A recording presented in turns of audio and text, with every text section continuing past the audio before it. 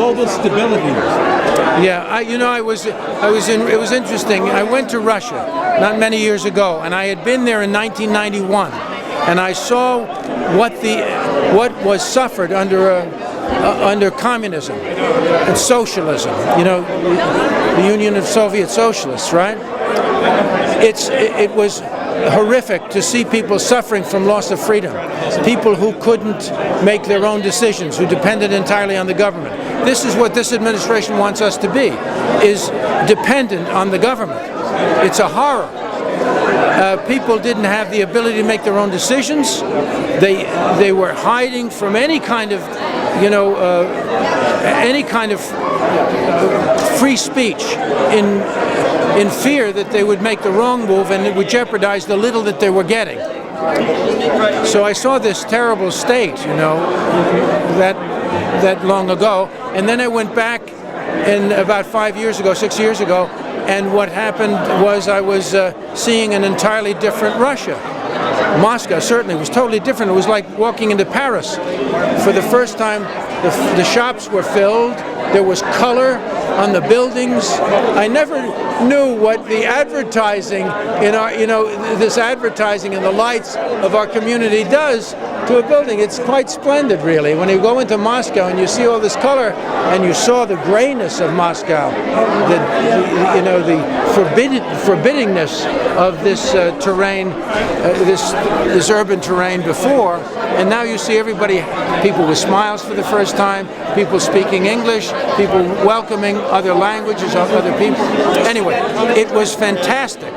This was in only 17 years or something since I saw them, 16, 17 years, since I saw them in such a depressed state. This turned around. Why? Because of capitalism.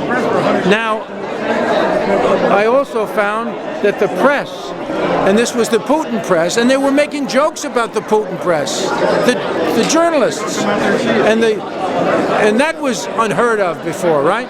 And this one journalist comes up to me and says, "Mr. Voight, this distinguished, speaking with great respect, a distinguished American artist, and they have great respect for artists in their legacy, right? Can I ask you a question? Yes, you may. What is it?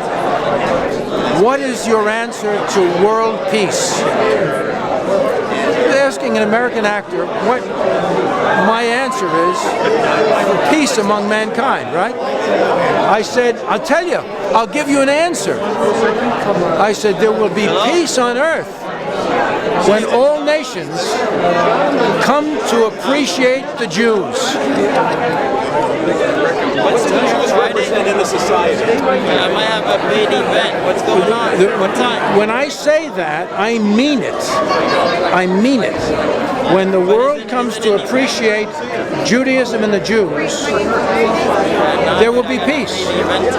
Look at the history of the world and the evil, and there is evil in every generation since Cain and Abel.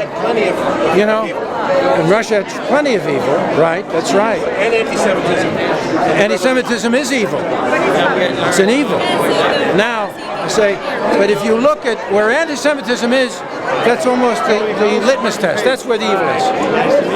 Look at the Soviet Union. Look at China. Look at the present-day Arab world. That's where the evil exists.